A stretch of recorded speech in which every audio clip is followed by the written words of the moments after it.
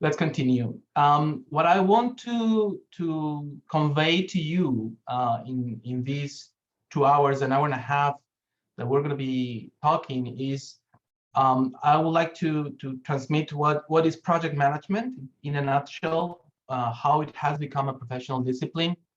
I would like to present you what are the basic elements of PM², and I'm going to be talking about how the European Commission works in grants too, so that we can see how there is a match and see how PM² can be very useful in the management of EU-funded grant projects. Actually, I will go over this slide at the end of the presentation, and I would like you to check if I have met with my objectives for the webinar. So the rules, as Monica was saying, your microphones or cameras are going to be closed as a general rule because we're on a Zoom webinar, but you can raise your hand and you can request to speak. I will be showing a sign of a question mark at the end of more or less each section, and please do not use the chat for questions. Use better the questions and answers so that we can keep track of those, as Monica was saying. But of course, I'm open to engage in any discussion that you may think it's relevant to the topic that we're going to be discussing.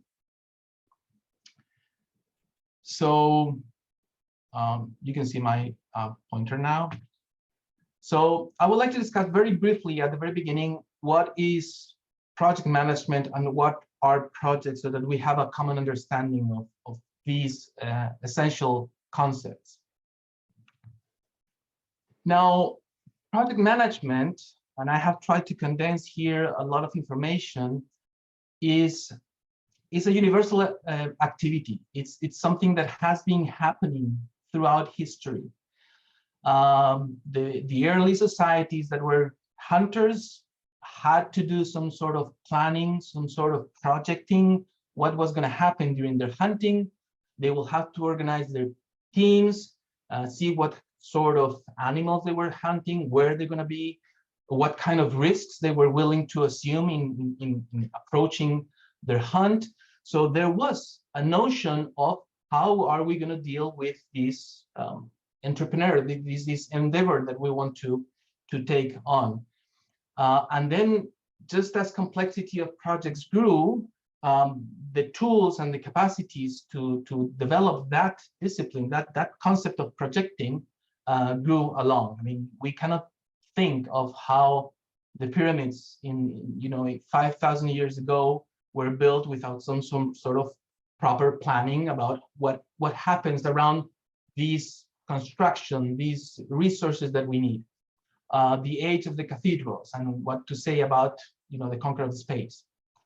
So it is something that happens. It's in the nature of the humans to project, to foresee the future and see how we're going to be doing things. It's also a daily activity. It's something that because it's universal, because it's in our nature. We can actually, from very early stages, the kid knows that he has to place this chair here, to raise there, probably has the little brother watching out for mom if she's coming. There is a notion of what is needed to accomplish other things. People use very standardized tools like checklists for travel, for example. If you are doing the planning of a wedding or some other things, you develop in your life some notions of what's the best way to do things, and you just apply those systematically as you learn them. The thing is that project management, it is also a standardized activity. I mean, there are standards, methods, techniques, tools that have been developed for the last 100 years. In the second half of last century, standards became available. So all that knowledge that was already being developed in the previous times, it was condensed in certain ways of doing. So you have the IPMA, the International Project Management Association, the PMI, the Project Management Institute, Prince2 projects, even ISO, the International Standards Organization, has guidance on project management. And very recently, the European Commission has developed its own methodology to approach project management, taking into consideration many elements of these methodologies, because there is a common understanding on how project needs to be managed. So it's a professional discipline. You can see that there exists a master's degree on project management. There are internationally recognized sound good practices. There is a systematic approach. Everything is condensed. It's oriented to guarantee or to offer support to project success. So here I'm gonna ask you for the first time on a poll. If you are familiar with these project management standards and best practices that I have mentioned about, did you knew about any of them, about PM²? Please let me know. You have there on the screen the options. Yes, I knew about them and I have a certification. Yes, I knew about them, but I'm not certified. I knew about them, but not all of them, or I didn't know them. Because I think it's important that we acknowledge that there is a professional discipline about these tools, these techniques, these capacities. And that's the first message that I have for you. So I'm going to give you a few more seconds to answer. And I will show you the results of what we how we are on this. I mean, this is not a test. This is not to be graded, but it's just to get an understanding of how things are in our small community here in this webinar. Okay, I'm gonna finish now. 18 people answered, and I believe that you can see the results here. Only 19 of you answered. Only 2 knew about them and have certification. 5 knew, but they're not certified. 7 knew about them, but not all. And 5 didn't know that this existed. So, which is pretty good because in my experience in the area of civil society, it's not very common to know about project management standards. As we're going to be seeing in the webinar, civil society, we have a tendency to focus on the log frame and the log frame and the log frame, because that's what the EC is actually asking. But that's not the best way about project management. So thank you very much for replying to this first poll, and let's continue. And I would like to make a general vision of what projects are about. Projects are about modifying, transforming the reality. We have a current status, some things that are in a certain way. We can identify them as a need, as a problem, as an opportunity, and we do things. We set up a project. We provide inputs and resources into some sort of machine that provides some outputs, some deliverables within an environment that generate an outcome and yields a future status, a vision, an impact on reality, a benefit. We can call it in very different ways. But the thing is that we need to be transforming something. We set in motion this machinery, this project, to actually change. This is the why. This is the whole reason we're doing things. Why do we do projects? To modify things, to change, to have an impact on reality. And this is the core concept. And actually, the log frame that the European Commission uses extensively is about this. It's about, hey, what's the current status? What are you going to do? All those activities and outputs and outcomes and impact, all these forms, this chain, which this chain of causality that needs to be reflected in that transformation. Okay, so and this transformation, in my experience dealing with projects and dealing with civil society organizations dealing with projects, is not very it's not very easy to grasp. It's a difficult concept because we're very used to do things and we understand what we do and how we do them, but this transformation, that leap of how they contribute to the change is not often there. And I always, I mean, it's always easier to give examples about construction because they're very visible. It's not so simple when we talk about democracy or rule of law or other type of more non-tangible elements. But if we look at the example of a road, we may have a tendency to understand that the construction of the road is the project, and the X kilometers of new road is actually the output or the deliverable of the project. We have to do the leveling, we have to do everything to put, the design, the leveling, the asphalt, the lines in the road. All those are tasks and activities that yield to a deliverable, an output which is X kilometers of new road. But the result, the outcome, what we're looking for is not to have a new road. We want improved traffic, less traffic jams, shorter driving times, and we want those things to generate an impact, which is safer driving, less accidents, less mortality in that fraction of the road, or even better territory interconnection, increase of trade, which is the long term. But the road in itself is just a means to an end. And we cannot focus, we should not focus on those elements by themselves. So here is my next poll, which is, in your projects, do you have a very clear definition of that transformation that you're pursuing?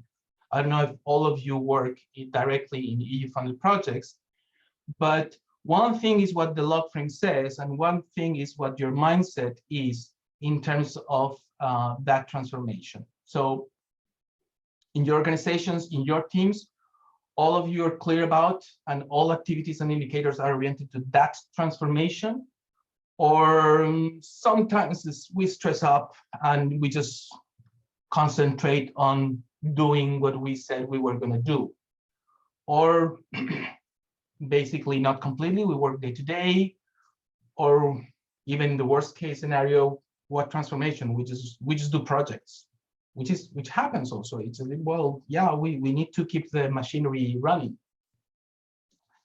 So yeah, go ahead and answer. Thank you.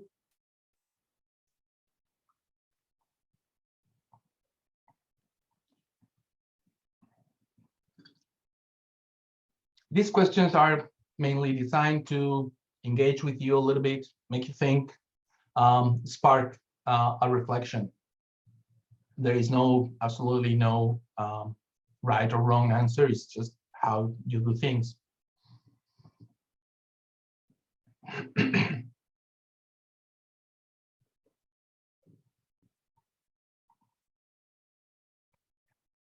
Okay, well, thank you very much.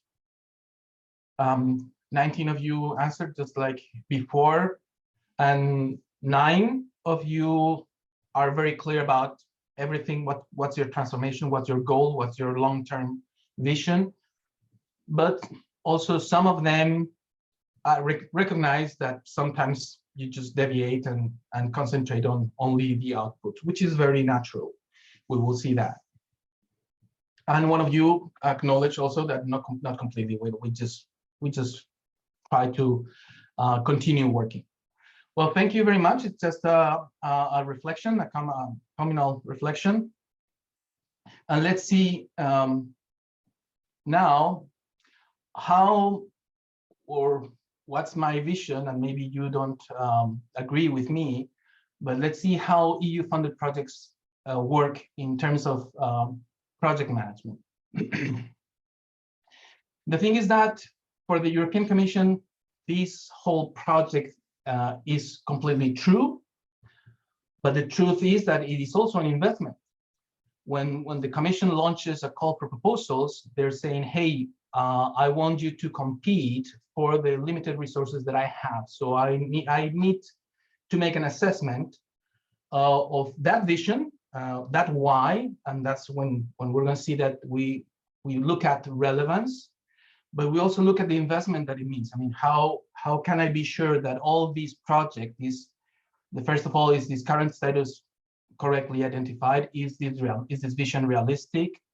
And they look, of course, at the European Commission's policy, priorities, and procedures, because they have to follow all these things. I mean, and your proposals, your project proposals, are going to be in line with the priorities in the call for proposals, the overall policy, the country policies, and of course, following the procedure to do the assessment.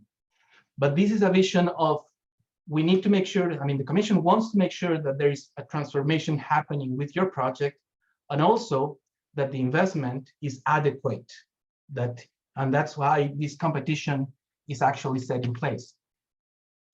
But where is the focus on project proposals? And I'm displaying here the table of contents of a full proposal. I'm not talking about the concept note. The concept note is just a previous step to, let's say, select the ones that are going to be invited.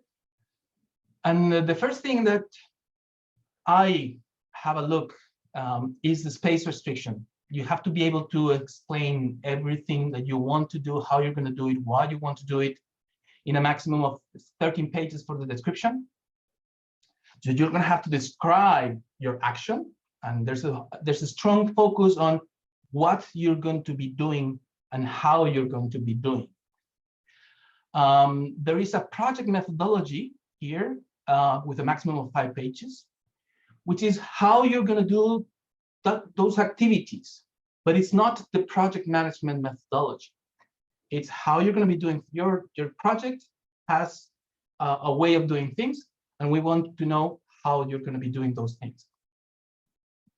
And then you have an indicative action plan with a maximum of 4 pages that actually goes to the level of activities in the log frame. Because in the log frame, you have to explain your impact, your outputs, your activities. All those elements are described there. But you'll only have a maximum of 4 pages for your chronogram. And actually, you're only requested to explain your first year, and the rest you just do an indication. There's, of course, a section on sustainability, and there is, of course, the logical framework and the budget. Then you have to do the declaration, the experience, but all these is what's going to become part of the grant contract. So this, and where's the focus on here? The focus is on the combination of time, which is your indicative action plan, your log frame, which is the scope, what are the things that you're going to be doing, and the budget, the cost, how much are you going to be spending on this transformation, and how much all this relates to qualities or impact, let's say. And this comes actually from a very old, one of the first theories or conceptualizations of project management. It comes from the early 50s of last century. We said, okay, all projects have these 3 components: the scope, which is the things that we need to be doing to actually get that transformation, the time that it's going to take, and the cost. Because those are the elements that naturally come to our mind, say, hey, project management is about these 3 elements. We need to do things, we need to do them in time, we need to do them under budget. Those are the 3 main, let's say, restrictions. And that's what the European Commission assesses on, to see the transformation and the investment. But is it actually enough to manage the project? The thing is that the Commission is designing that table of contents and asks for all those elements, because it's what's useful for them to do the assessment, to compare all the proposals and say, well, this one is better in terms of transformation and investment, because they focus on those three elements, and it's supported by the logical framework approach. But and the LFA supports all these. It's a complete continuous reference to project design, and it's going to continue to be like this, because now OPSIS requires all the encoding of the log frames, and the whole system is, which is good, because it's actually forcing people to understand that logical chain of effects, wanting that transformation, which is in line with the policy of the European Commission, which is what we want to achieve. But all these steps in the logical framework approach, which are always very standardized, stakeholder analysis, problem analysis, objective solution, your problem tree, your objective tree, your strategy, your assumptions, your indicators, it's very limited in terms of project management. To start with, in 4 pages, probably you do not have enough information to have a detailed action plan. It's just the action plan that you're requested is that indicative. So the role of the log frame is basically to summarize the internal logic, what are the outputs, what are the outcomes, what's the indicators. It provides a very clear vision of what the project is about, what's the transformation, it makes sense, but it's not a great management tool. I don't know what your experience is, but the thing is that once you have a grant that is signed, your contract is signed, you actually have to start planning other management tools. You need to actually have a proper calendar, a proper way of doing things. But the log frame is there because it provides great useful information, but it also allows for fast assessment. And Agustin, sorry to interrupt you, just to say that in the chat, I don't know if you've seen, there are 2 questions from Radmila. I think log frames and OPSIS are maybe not known to everyone, so maybe it's worth just giving a little bit of context on that, because I don't think everyone is familiar with that. Sorry, I didn't want to break your flow, but just to no problem at all. Let me have a look at the chat. Yes, of course. I'm afraid I don't read Cyrillic alphabet. Apologies for that. It's only at the end. The question from the questions from Radmila: what is OPSIS, and encoding log frames? What is it about? Yeah, but Daria is also asking about the link for the handbook. It will be at the end. It's publicly available. It's for free. It's a PDF, and it will be very useful. OPSIS is an internal, but also external. It's a platform. It's a system, an informatics system that is developed by the European Commission that is going to be requiring that all projects need to encode their log frame. You will have your template, as I have shown, but you will have to indicate in the system.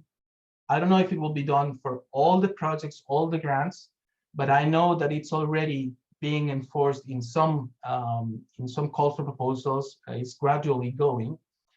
The thing is that the European Commission wants to know and centralize all the information about objectives, impact, indicators, so that they gather all the information and see what's the collective impact of the whole thing.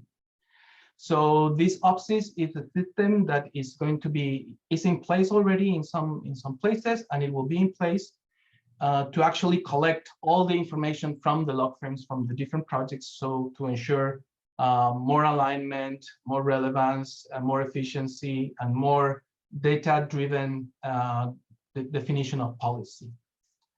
I hope I answered that, Radmila. If it doesn't apply to your call for proposals or your EU-funded grant, nothing to say about that. But it is a trend, let's say. So just to finalize with this section, I wanted to mention that there is a direct link between the log frame, which declares the resources that you're going to be used, the outputs that you're going to be producing, the specific objective and the overall objective, and the 5 most common evaluation and assessment criteria. For example, efficiency is looks at the balance between the outputs and the resources. So looking at the log frame, you can actually start looking at efficiency. Effectiveness, which has nothing to do with resources, looks at the relationship between the specific objective and the outputs. So if the link between your outputs, your deliverables, and your outcomes, your specific objective, is strong, you will have, let's say, good scores, or the effectiveness is quite positive. Similarly, impact is what links the specific objectives with the overall objective. If there's a huge jump here between your outcome or a specific objective and the overall objective or impact, well, your impact is not that great. Relevance is about how you're going to be doing the whole thing, what's the coherence in all this chain of causality. And sustainability puts in contact all of it.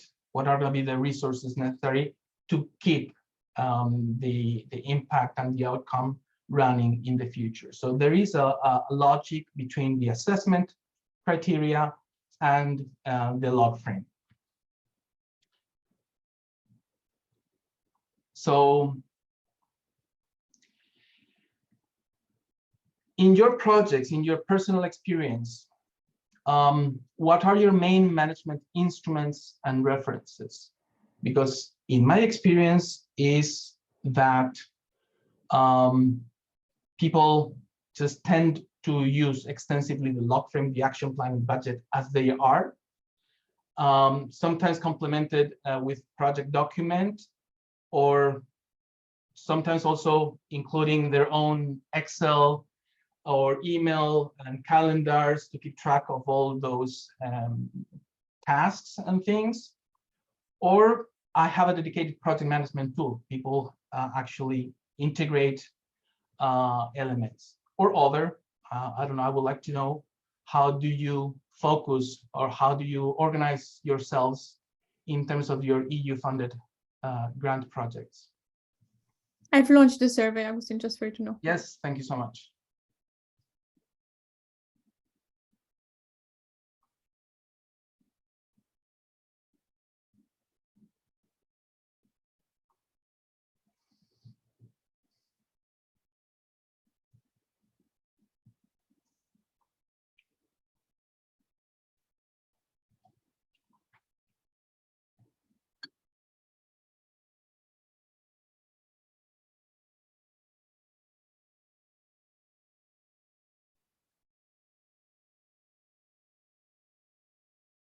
Well, maybe this question is not very well organized, because you can of course use email and Excel additionally to your log frame and action plan and budget, but I just want to have a notion.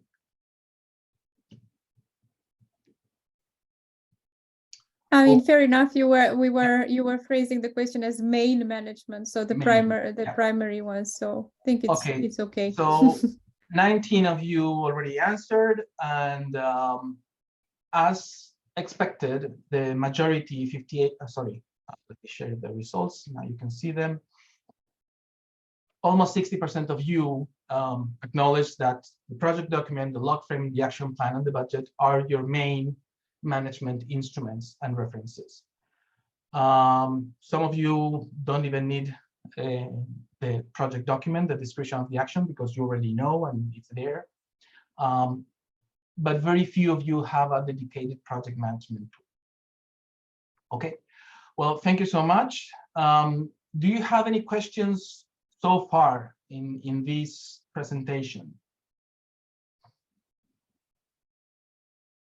Because we're going to get into the next, let's say, section. So no one? 1, 2, 3. Let's continue, and we will have time at the end.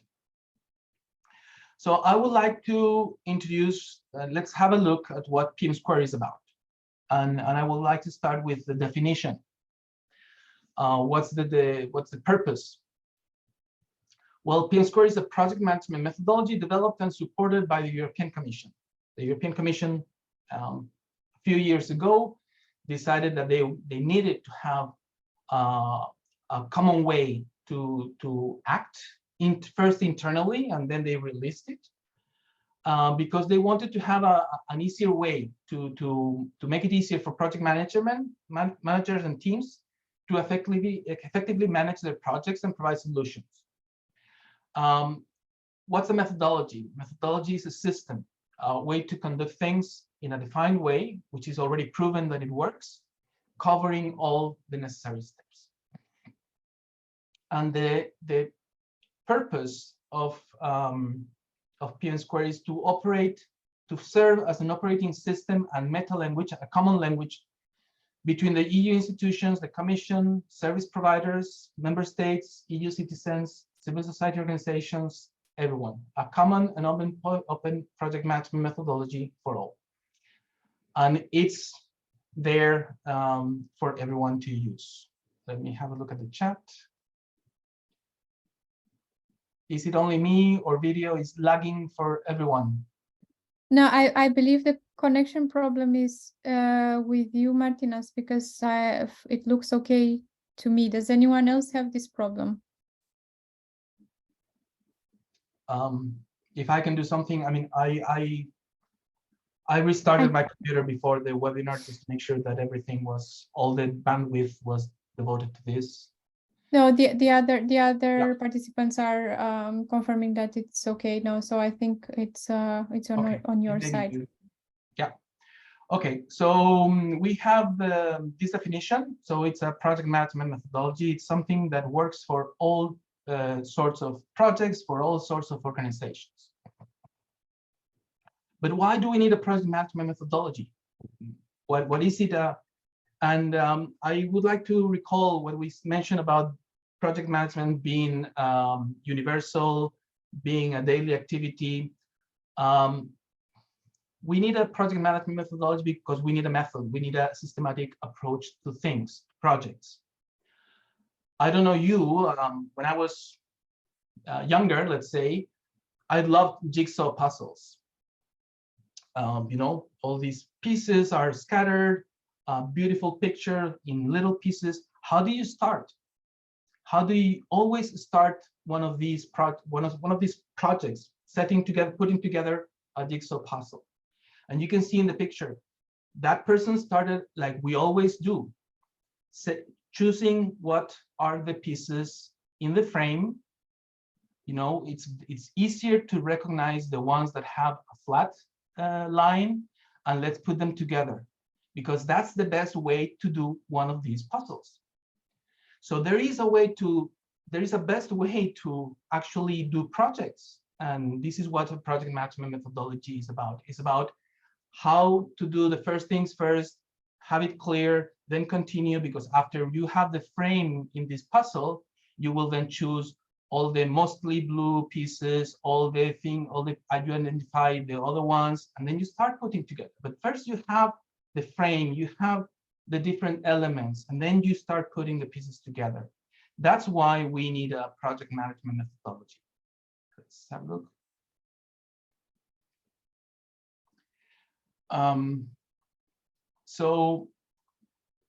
And this comes from the fact that we have seen that this is the transformation, this is the project, your inputs, your resources, your deliverables, your results, your benefits. This is your whole log frame, let's say, thing.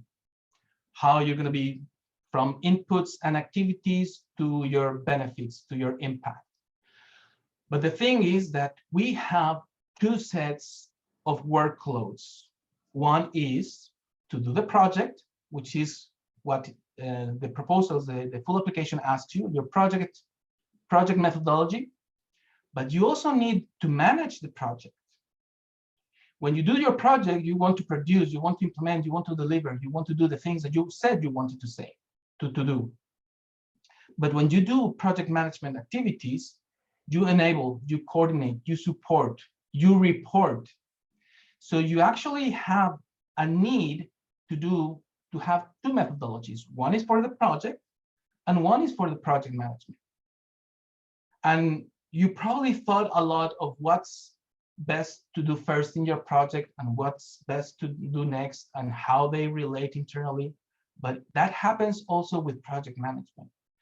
And because project management is something that comes out natural, it's, well, I will just manage the budget and the calendar, and we need to run now because there's a deadline for this and that.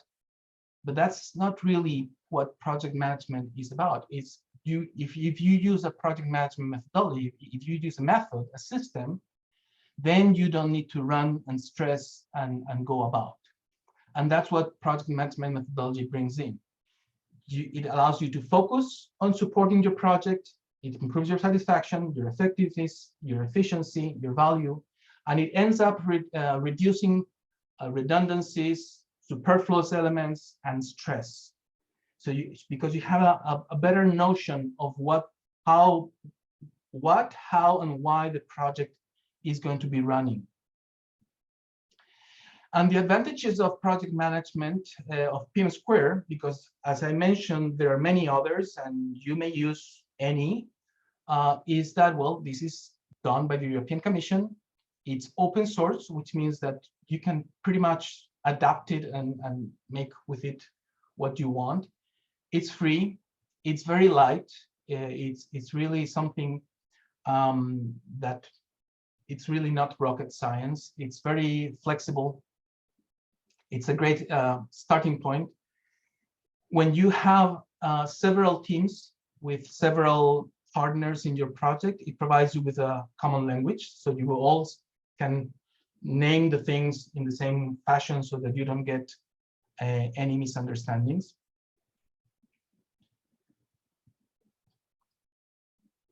And here is what the basic schematic of PM². This is called the house of PM², and these are the pillars. The methodology is founded on project management best practices. So actually, it takes elements from all the other methodologies and standards that I have mentioned at the beginning, the PMI, the IPMA, the ISO, the Prince2. It's condensed all the more essential elements and has come with the guide that provides with a governance model that provides the answer to the who needs to be doing things along the project. It provides with a life cycle for projects that establishes when things are going to be happening. It provides with processes, the what needs to be done. And it provides with also with artifacts. Artifacts, it's a very funny word, but artifacts are basically templates. You have a set of templates that actually help you on how to do all these things. It provides also with what's called the PM² mindsets, which allows to focus all these 4 elements without stress, we need to take all these elements, and it's very important, but we need to focus on the why. Why are we doing things? Not only in the project, but also in project management.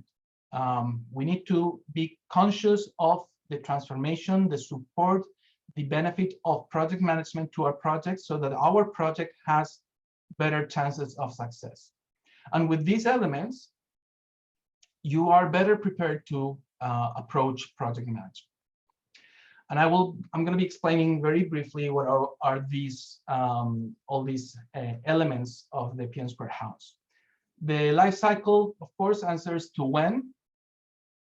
And every project should have an initiating phase, which is a phase that is decided to decide if we should start, what are the main constrictions and restrictions that we're going to be facing, and prepare for the planning exercise.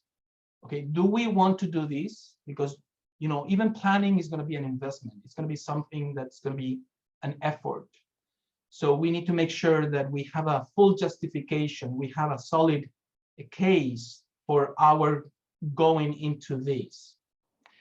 We're going to have the planning phase. Before doing anything, we're going to have defining the deliverables. What's the work? What's the management plan? How try to predict how things are going to be happening. Of course, there's going to be deviations and there's going to be things that happen, but we need to plan as much in detail as possible. And then, of course, we have the executing phase, which is the generation of deliverables and the overall management. And we need to have a final closing phase for the acceptance and delivery and for capturing lessons learned.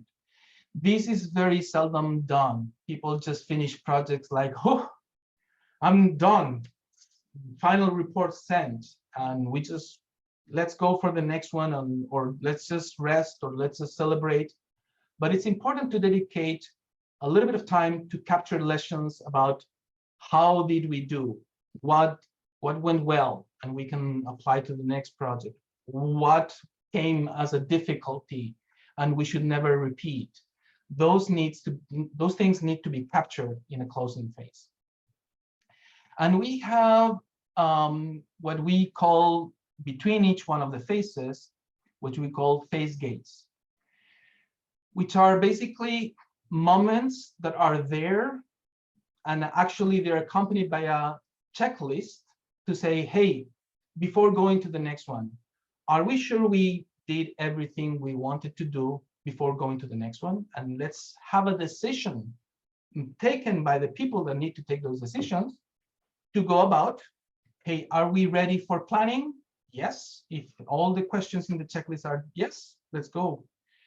If are we ready for executing? Yes, then let's go. Are we ready for closing? Yes or no? Because if we use checklists, we can realize, hey, sorry, we missed something there. Let's go back and complete what we needed to complete before going. So this type of cycle is very helpful to understand where we are.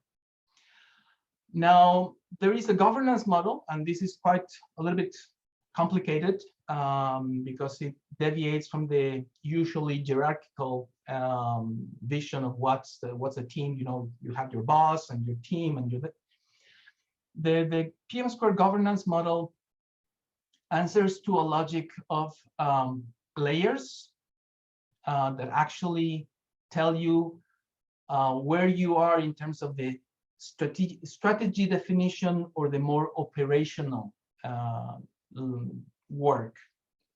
So you have a business governing layer, which is basically who defines the main strategic orientation. You have a steering layer, which is the project steering committee composed by these two layers, directing layer and managing layer, with these elements here, and the performing layer. These are the people that actually do each one of the tasks that are part of the activities that yield the deliverables. And you may have a project support team. These are the layers, and there are two sides, because usually there is a requester side and a provider side. Someone that knows much about what's the impact, what's the orientation, what's the vision, and someone other side that is more about, hey, I know how to do things. I don't really need to know about the vision, but I know how to do things. And there are these two sides. Now, this model has limitation because it's basically oriented to procurement of services. You know, the commission is usually the requester and launches a service contract for someone to do, or a public administration says, hey, I want someone to do this for me, to provide me a service, to construct something. And there are people willing to be the provider side. The good thing about PM² is that all these elements are very flexible. This is not a fixed vision. I'm actually working on developing an adaptation of this model to civil society organizations, to EU funded projects, so that it's easier to understand and to adapt. But this model actually is only one part of it, because it's complemented with a grid based on the RASCI elements. RASCI stands for accountable, responsible, support, consulted, informed. These are the different levels of responsibility or participation in the project in each one of the project management tasks or elements that we need to be doing. And here we can say that who has a task for the different roles. For example, the appropriate governance body, it's basically informed, if any, and it's only the accountable for the outsourcing of a project and the outsourcing plan. For the rest, just needs to inform, and that's it. But on the other hand, the project manager, we can see it's basically responsible, needs to be doing the things for most of the tasks in a project. Now, the processes and activities, the following pillar in that house, is about the what, the activities, what needs to be done. Well, in the initiating phase, as we have outlined before, you have to document the idea, identify key stakeholders, do a business justification, define the project scope, and you have a number of artifacts ready to support you in those activities. For the planning, you organize a kickoff meeting, tailor the PM² processes, assign roles and responsibility, project scope, develop work breakdown, project schedule, everything. And you have a number of artifacts or templates to support that. Executing, same thing. Closing, you have your activities and your artifacts. And monitor and control, and I forgot to mention it in the life cycle, is not a phase. It's not something that we do at a certain moment. It's something that happens from the very beginning to the very end. We need to be monitoring. There are elements like, for example, stakeholder participation or engagement that needs to be done, that we need to be aware of and be thinking of them throughout the whole project. And there are numerous activities under monitoring and control. We have to, and here we can see we'll see later, it's outlined here. It's not only about schedule and cost and quality, but we have to manage requirements, change, risks, stakeholders.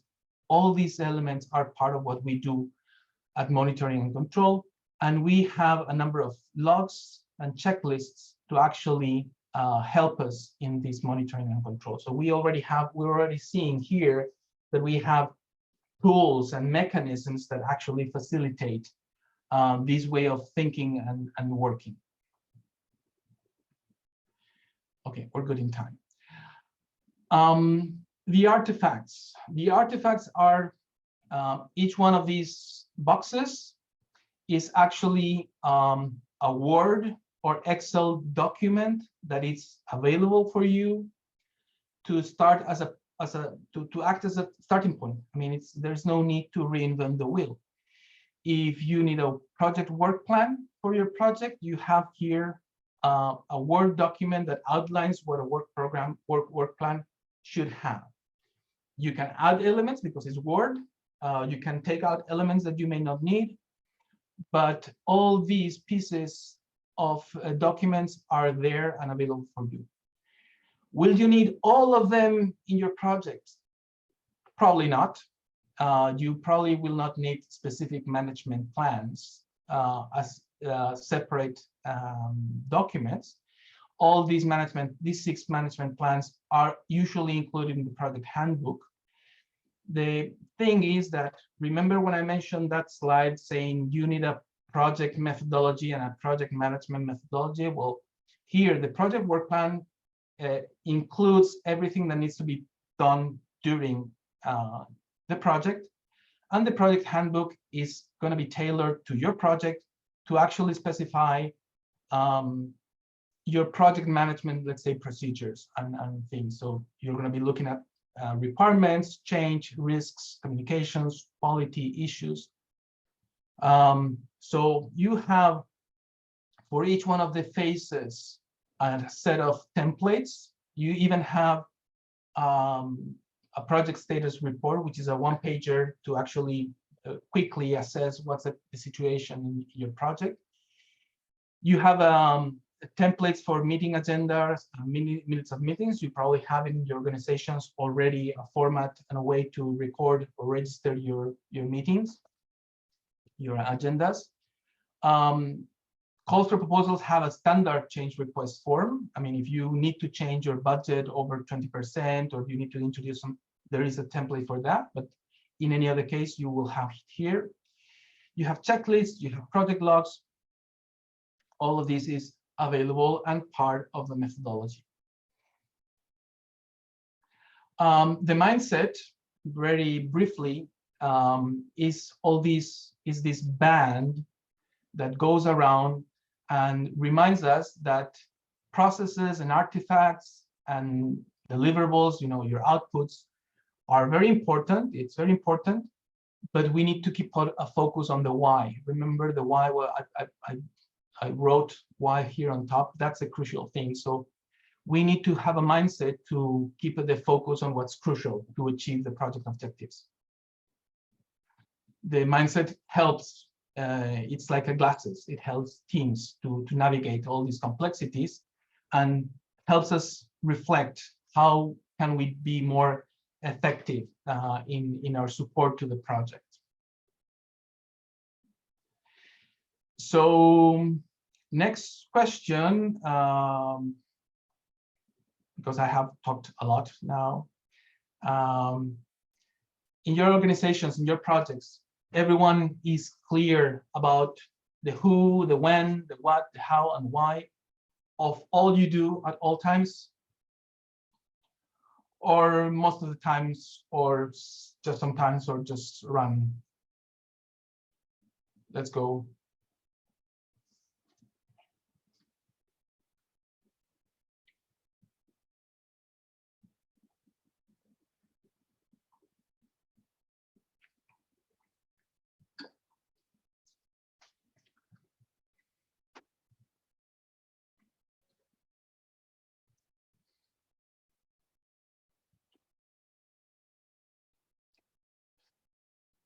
Okay, there's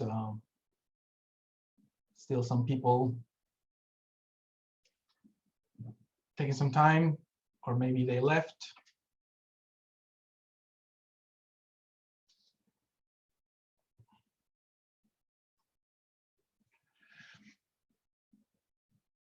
Okay, so this is very, the distribution is 25% yes, absolutely, everyone is very clear, and that's great. 50% of you most of the time, which is great. And 25% of you answered yes sometimes. No one is just running around, which is excellent. I'm glad. Again, this is just a reflection to think about. Any questions about all these elements that I have been explaining? Questions, comments, suggestions? Okay. I feel like I'm running a little bit too much.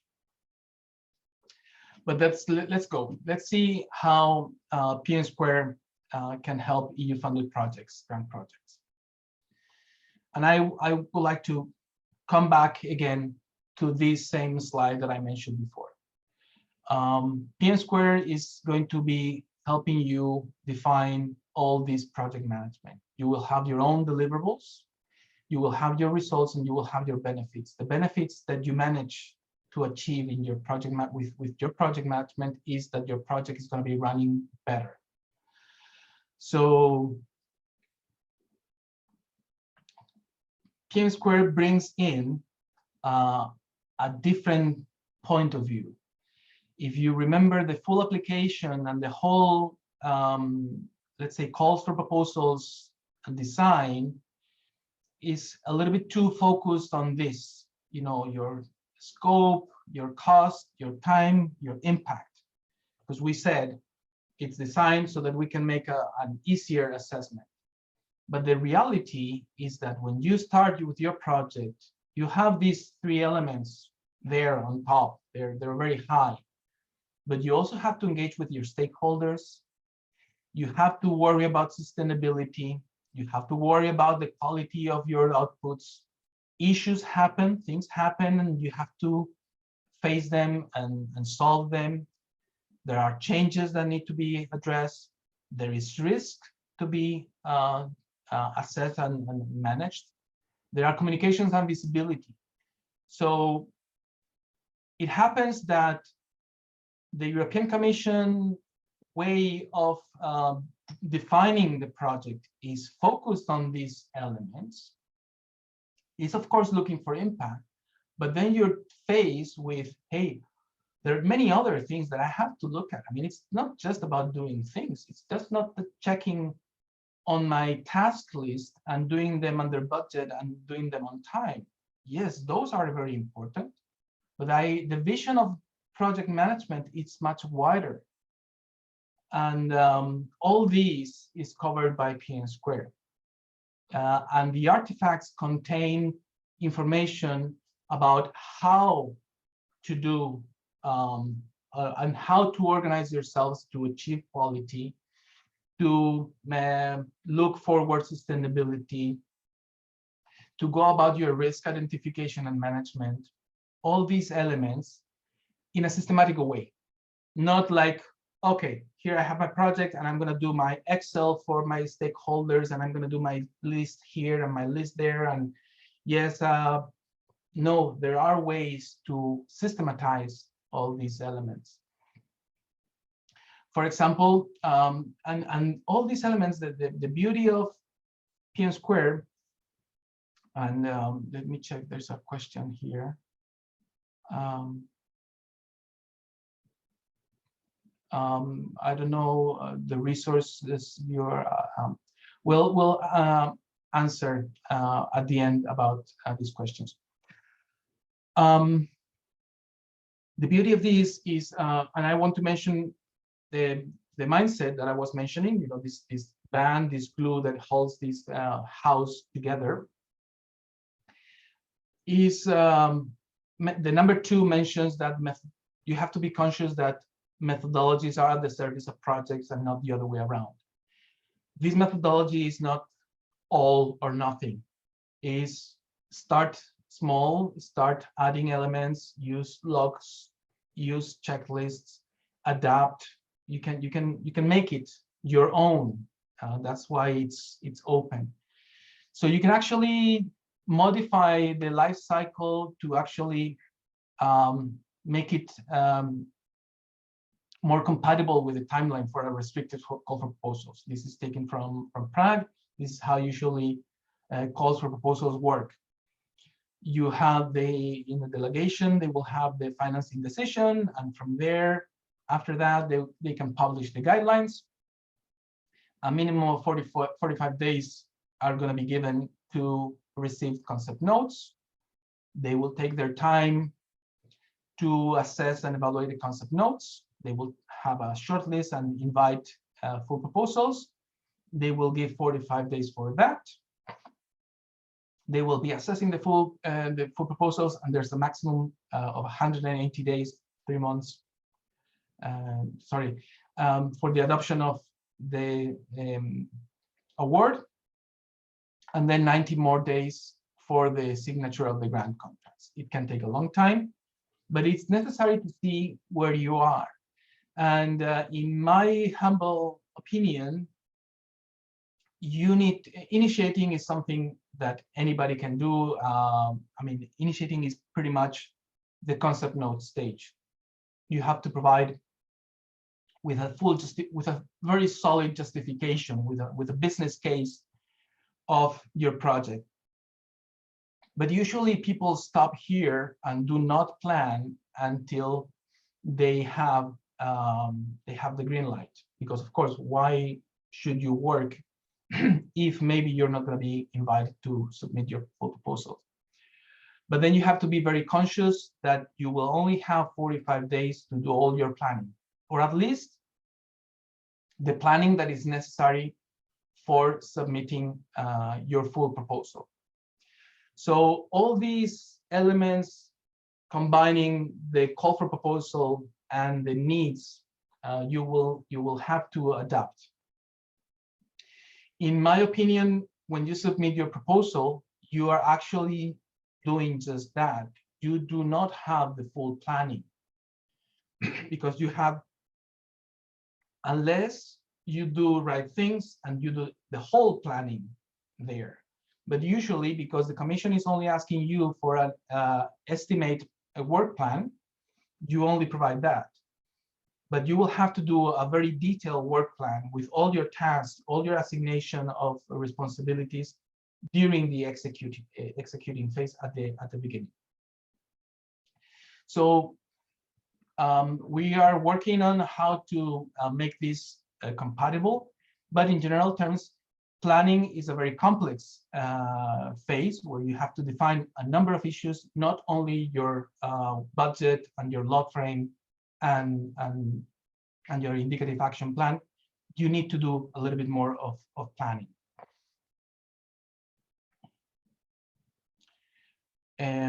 Okay, I see I have, there is another, okay, project management tools. Okay, we will go at the end on those.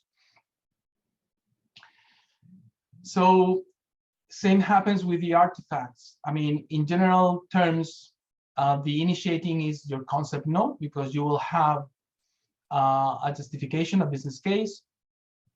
And usually the full application is pretty much the project work plan. You do not have, you usually do not deliver or prepare a project handbook, and it's very necessary in general terms. And definitely, I don't know if your experience, but I haven't seen anyone working with logs or checklists, and it will be very useful to integrate those. And those can be perceived as tools. I mean, logs and checklists are universal, and people use them all around for different things. I mean, when you take a plane, you can rest assured that the pilot and the co-pilot go through a checklist. Even though they may have thousands of hours of flying, they will go through a checklist with all the security, not to miss anything, and they will counterbalance each other. So checklists are not just to do the groceries. It's about making sure that you do not miss any important items. As I was mentioning, I have seen in my experience, and because I have done it myself, that we do not really keep an orderly register of project events. The project just happens. But it's generally very useful to have a risks, issues, and changes log, and have some checklists. The same way as to keep a formal procedure to, register your agenda for meetings and your minutes for meetings. One thing I have sorry, think it's very useful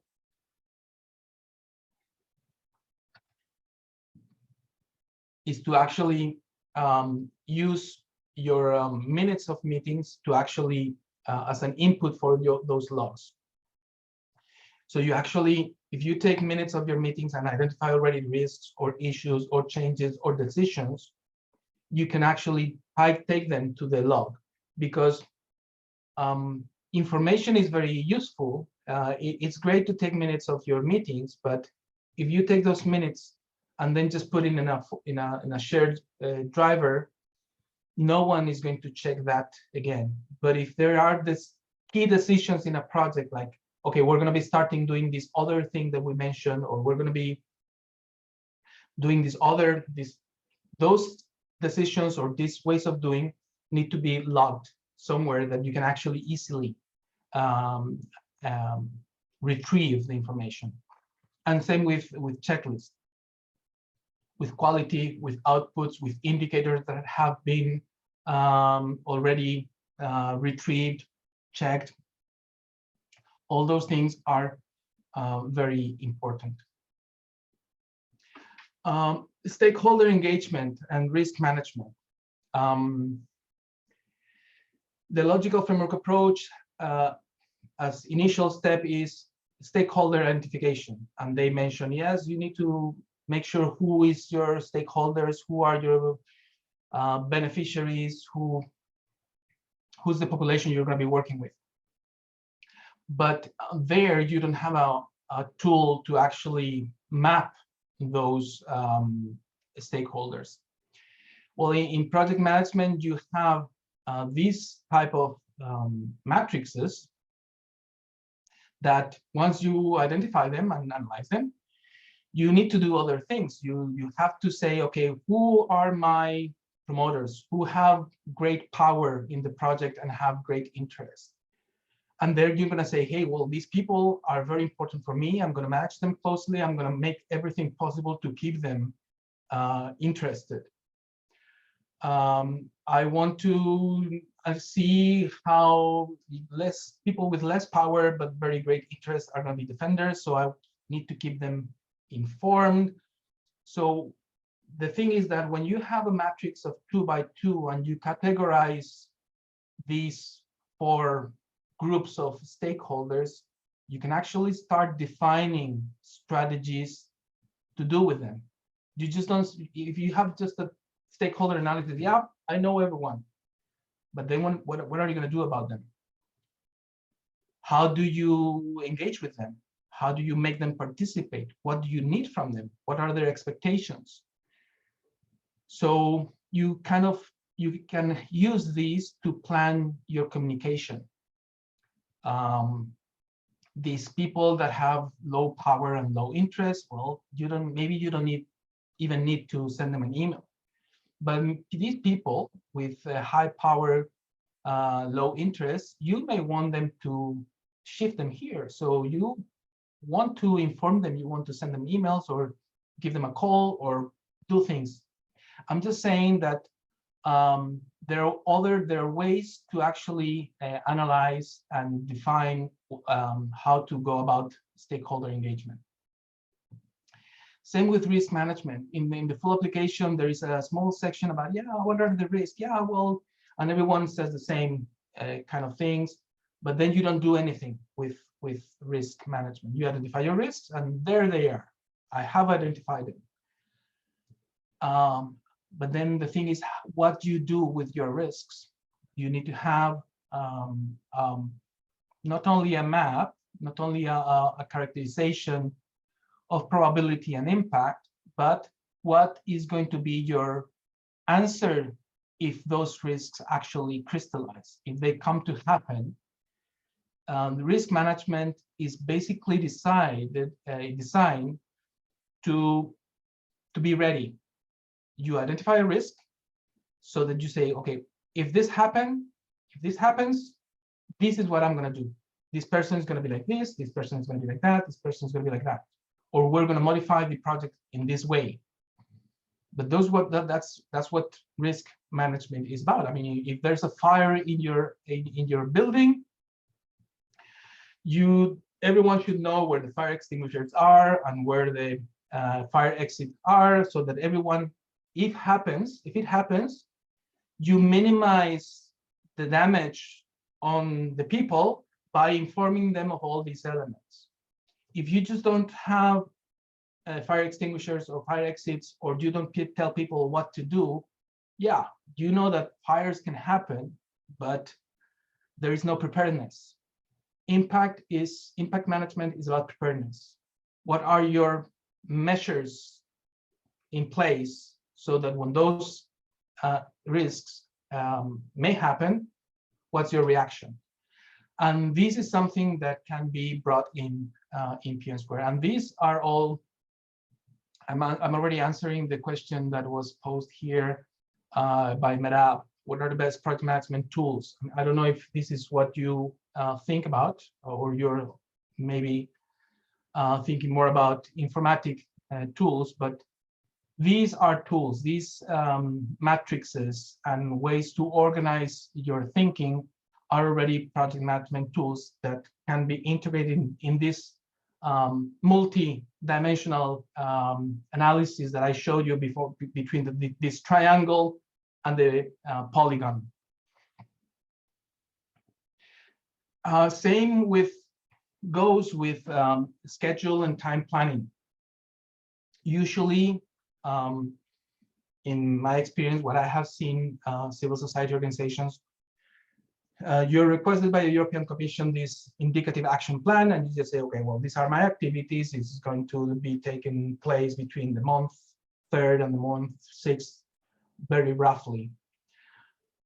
And you just stick with that and just say, okay, well, this is what I said. I made an estimation because that's what I was requested. But then you're faced with reality. It's like, oh my God, I have to do all these things and I have 3 months. The best way to do about this is to actually go into a systematic approach to planning by having a work breakdown structure. And there are, you can see on, there are many, there's a systematic way to do this. This is the work breakdown structure. This is the project, the different categories, the subtask. You just define, and task is a piece of work that can be done by one person singly. It's not an activity. It's not a bunch of things. It's not something needs to be done. It's like the specific piece of work that can be managed by one person. And that actually allows you to assignate responsibility and improve your cost estimation. And this is, of course, in line with the logical framework. This is the log frame, but the log frame stops at a certain level. Down there, there are much more to be broken down to actually make it manageable, because the activities that you outline in your log frame are just an estimation, are just an outline. You need to define, you need to project, you need to break down much more so that you can make a better estimation. And from there, once you have your tasks, you can actually use the critical path method to estimate the duration, because there are tasks that you're going to be able to do at the same time. There are tasks that you cannot finish if you don't finish some others. So there is a way to actually analyze what's going to be your shortest duration, because sometimes you're going to say, well, yeah, I mean, the call for proposal is very clear. The project cannot last longer than 24 months. Well, that's it. I will make it last for 24 months. But you actually need to have a proper estimation of when things are going to be happening and what is the real estimation on that. And then you have Gantt charts, which is much more than an indicative action plan. You actually take your work breakdown structure, your critical path method, and put everything in there with the durations, with dependencies, and with the resources that you're going to be needing.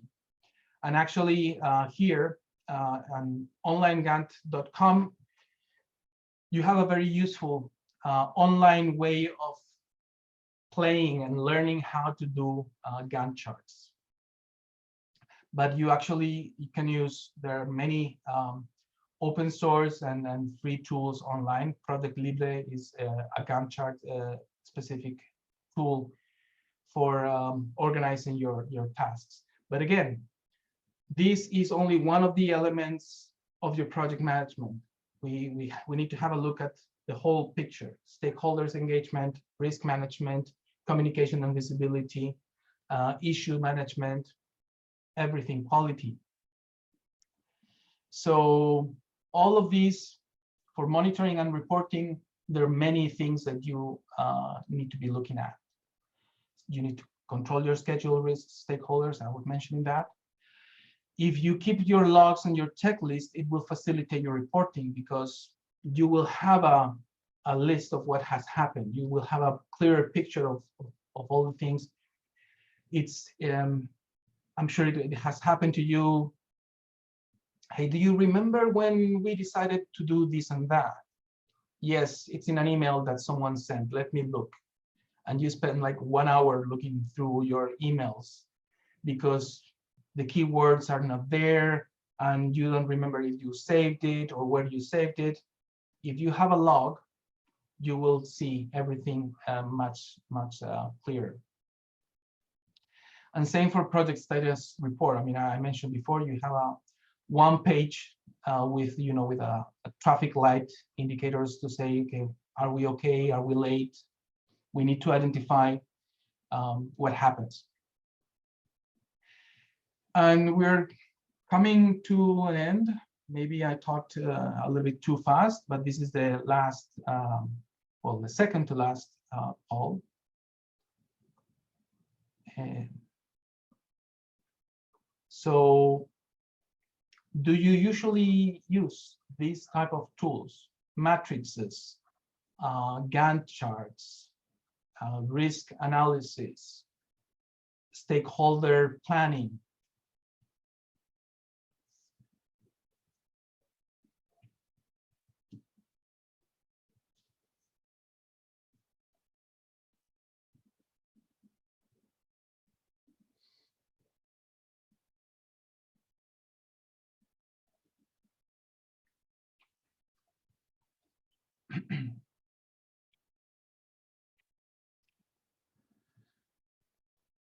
Okay.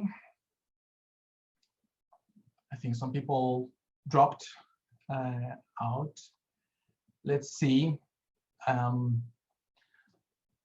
In this case, the majority of you, 62%, answered sometimes, which is normal. A few of you answered no tools. Some of you said yes, that you consistently use all of these. So thank you very much for answering these questions. And I would like to here offer you the additional resources. You can download the guide and all the artifacts for free. Here are the Publications Office of the European Commission. They are also available at PM² Europa and the PM² Alliance under publications. So you have also additional information on PM² Alliance, webinar, training courses, and things like that. There is a portal of the European Commission on PM², because they're providing support, and they also provide some internal trainings, and there are some other resources there. There is nothing right now on PM² on the e-learning modules of our facility, but there are some project management videos there. And I was mentioning here a YouTube channel which has very nice explanations about project work breakdown structure and how to prepare a Gantt chart. So you may want to have a look at that. And I always do in my webinars a small recap, an overview, and to clarify and stress on some messages.